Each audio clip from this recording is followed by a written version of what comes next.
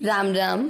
आज हम श्रीमद् भगवद गीता के अध्याय 18 मोक्ष संन्यास योग का श्लोक 54 संस्कृत उच्चारण और हिंदी अर्थ सहित समझेंगे। पहला चरण ब्र। ब्र का मतलब हुआ ब आधा और र पूरा। ब्र के बाद में लिखा उसका मतलब हुआ ह आधा और म पूरा।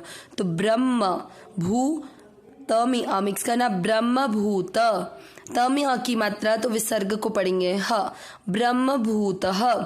प्र का मतलब हुआ प आधा और र पूरा।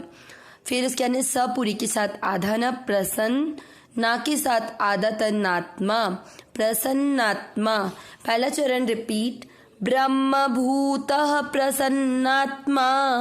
दूसरा चरण न शोच में अ मिक्स करेंगे, शोचती। न का के बाद में अंग है आधा, आपको अंग का क्या करना है, इसके ऊपर का के ऊपर बिंदी लगानी, कांग। और उसके अंदर श से षटकोण, ये जो श से क्षत्रिय उसका मतलब हुआ आधा क और श से षटकोण पूरा। तो कांग आधा क, कांग और श में अ मिक्स करते हुए क्षति, कांग क्षति। दूसरा चरण रिपीट, न शोचति न कांक्षति। पहला और दूसरा चरण साथ में, ब्रह्म भूत प्रसन्नात्मा न शोचति न कांक्षति। तीसरा चरण सम, दोनों अक्षर पूरी, दोनों में अ मिक्स करेंगे, सम। म में अ की मात्रा तो विसर्ग को पढ़ेंगे ह, समह। स वे के ऊपर आधा र, सर्वेषु। आधा र स के साथ बोल गया सर्वेषु। भू पर बड़े ऊ की मतलब लंबा खींचना है, भूतेषु। तीसरा चरण रिपीट, समः सर्वेषु भूतेषु। चौथा चरण म पूरी के साथ आधा द मद, भ के बाद में मात्रा के अंदर जो है उसका मतलब हुआ आधा क और त पूरा।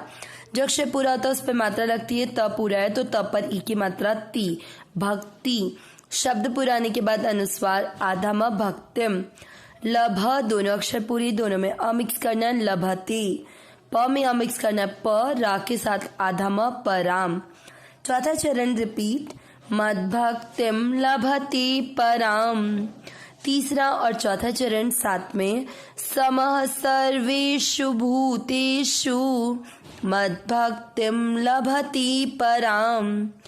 पूरे श्लोक का उच्चारण एक साथ, ब्रह्म भूतः प्रसन्नात्मा न शोचति न कांक्षति समः सर्वेषु भूतेषु मद्भक्तिं लभते पराम। एक बार फिर से, ब्रह्म भूतः प्रसन्नात्मा न शोचति न कांक्षति समः सर्वेषु भूतेषु मद्भक्तिं लभते पराम। श्लोक का अर्थ समझेंगे। हमने पिछले श्लोकों में सुना कि ज्ञान की परानिष्ठा यानी परम सिद्धि अर्थात परमात्मा की प्राप्ति के लिए क्या क्या साधन सामग्री की आवश्यकता होती है। मतलब अगर आप ध्यान योग, सांख्य योग के करने वाले साधक हैं तो ऐसे सांख्य योगी को या ध्यान योगी को किन किन साधन सामग्री की आवश्यकता होती है उसको हम पिछले श्लोक 51 से 53 में समझ चुके हैं। अब उपयुक्त साधन सामग्री से जो निष्ठा प्राप्त हो जाए, मतलब कि जो परमात्मा या ज्ञान की परानिष्ठा प्राप्त हो जाए, तो उसके प्राप्त होने पर क्या होता है उसको भगवान आगे आने वाले इन दो श्लोक 54 और 55 में बताएंगे। पहले शब्दों के अनुसार अर्थ निकालते हैं।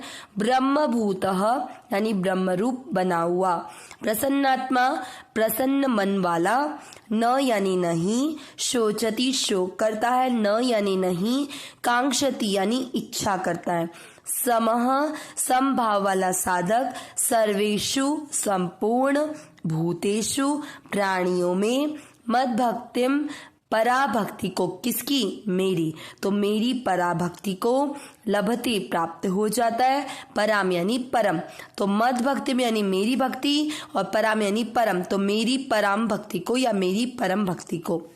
पूरा अर्थ क्या निकला, ब्रह्म रूप बना हुआ प्रसन्न मन वाला साधक न तो शोक करता है न इच्छा ही करता है, संपूर्ण प्राणियों में समभाव वाला साधक मेरी पराभक्ति को प्राप्त हो जाता है। तो कितना क्लियर शब्दों में भगवान ने ऐसा बताया कि जो उपयुक्त साधन सामग्री उस ध्यान योग के साधक को मिल जाए तो उसके बाद में उसे क्या मिल जाता है, उसे पराभक्ति मिल जाती है। कैसा साधक है वो? एक तो ब्रह्म रूप बना हुआ प्रसन्न मन, हर समय वह जो परमात्मा कर रहे हैं उस सब चीजों में वह प्रसन्न मन वाला है। वो न तो किसी के लिए दुख करता है और न ही किसी बात की इच्छा करता है, क्योंकि दुख होता ही इच्छा से।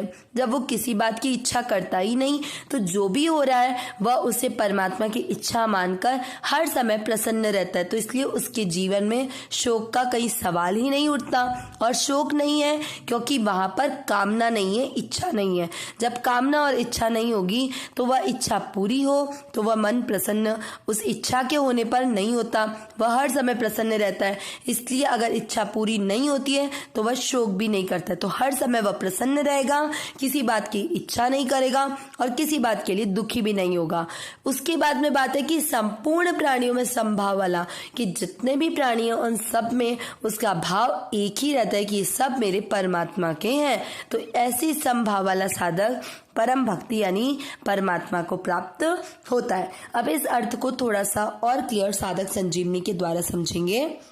अब सबसे पहले हमने देखा था कि ब्रह्म रूप बना हुआ प्रसन्न आत्मा, मतलब कि प्रसन्न मन वाला साधक। तो ब्रह्म रूप कैसे मान लेता है वो?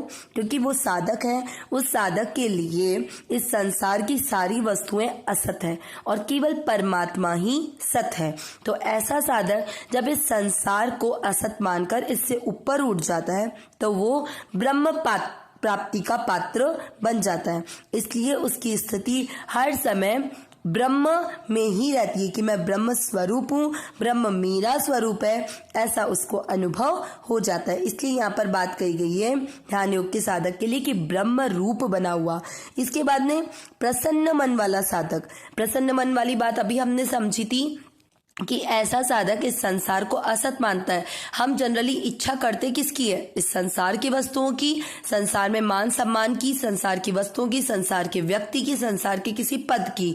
जब उसके लिए संसार ही असत है, संसार ही झूठा है, संसार ही असत्य है, केवल एक नाटक मंच है, तो ऐसे साधक के लिए किसी भी तरह से जब उसके लिए संसार असत है, जब कोई चीज अपने को पता रहती है ना, जैसे आप एक पिक्चर देख रहे हैं उसमें आपको पता है कि सब चीज केवल एक्टिंग चल रही है, तो क्या आप उस चीज को सत मानकर उस चीज के लिए दुख करते हैं? नहीं।